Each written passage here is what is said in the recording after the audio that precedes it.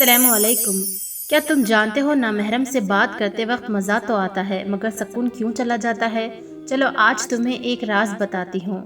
آج کے دور میں لوگ دل کا سکون انسانوں میں تلاش کرتے ہیں، خاص طور پر اس ایک شخص میں جس سے ان کا دل لگ جاتا ہے۔ پیارے مسلم بہن بھائیوں، ایک لڑکی سوچتی ہے میں اس سے بات کرتی ہوں تو میرا دل ہلکا ہو جاتا ہے، وہ مجھے سمجھتا ہے، میری بات سنتا ہے۔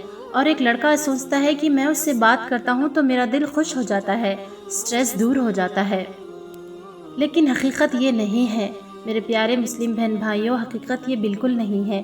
یہ سکون نہیں ہے، یہ بلکہ لمحوں کا دھوکہ ہوتا ہے۔ جب تم کسی نامحرم سے بات کرتے ہو تو شیطان تمہارے بیچ مسکرا کر بیٹھ جاتا ہے۔ وہ کہتا ہے اب میں ان کے درمیان وہ آگ لگا دوں گا جو خاموشی سے ایمان کو جلا دے گی۔ اللہ اکبر۔ پہلے دن صرف بات ہوتی ہے، پھر وہ عادت بن جاتی ہے، پھر دل لگ جاتا ہے، پھر اس کے بغیر چین نہیں ملتا، اور آخر میں نہ سکون باقی رہتا ہے، نہ ایمان، نہ اللہ کا قرب۔ اکثر لڑکیاں کہتی ہے کہ میں تو بس بات کرتی ہوں، میرا ارادہ برا نہیں ہے، مگر میری پیاری بہنوں، گناہ کی جڑ یہی جملہ ہوتا ہے، میں تو بس تھوڑا سا کر رہی ہوں۔ اور وہ لڑکے جو کہتے ہیں کہ میں اس کی کیئر کرتا ہوں، اس کو تکلیف نہیں دینا چاہتا۔ اگر تم واقعی کیئر کرتے تو اس کی آخرت کی فکر کرتے، نہ کہ اس کی دنیاوی تنہائی کی۔ پیارے مسلم بہن بھائیوں، یہ باتیں محبت نہیں ہوتی ہے، یہ سکون چھین لینے والا دھوکہ ہے۔ آج تم ہنس رہے ہو، باتیں کر رہے ہو، مگر رات کو جب دل میں خلش اترتی ہے تو یقین جانو یہی محبت تمہیں بے سکون کر دیتی ہے۔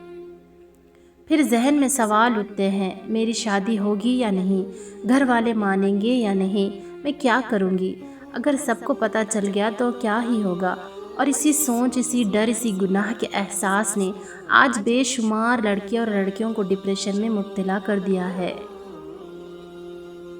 اللہ تبارک و تعالیٰ نے ہمیں پہلے ہی خبردار کر دیا ہے، اے نبی صلی اللہ تعالیٰ علیہ وسلم، مومن عورتوں سے کہہ دو کہ اپنی آواز کو نرم نہ بنائے، کہیں ایسا نہ ہو کہ جس کے دل میں بیماری ہے وہ لالچ میں پڑ جائے۔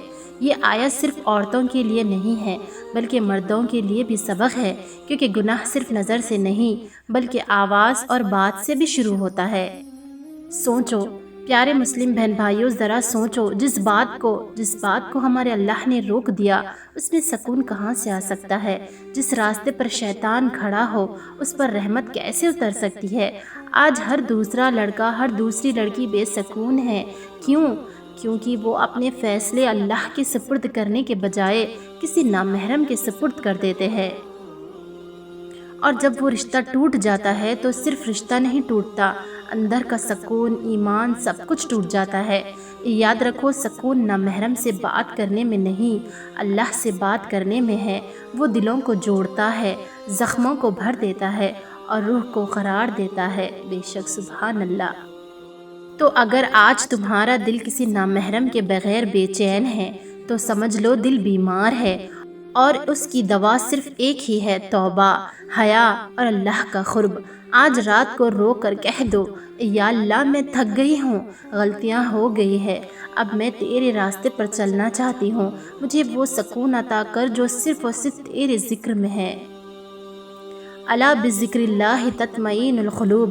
سنو، بے شک اللہ کے ذکر ہی میں دلوں کو سکون ملتا ہے۔ دیکھیے، میرا صرف ایک ہی مقصد ہے، لوگوں کو اللہ سے جوڑنے کا، کیونکہ میں چاہتی ہوں کہ جو میں محسوس کرتی ہوں وہ آپ سب بھی محسوس کریں۔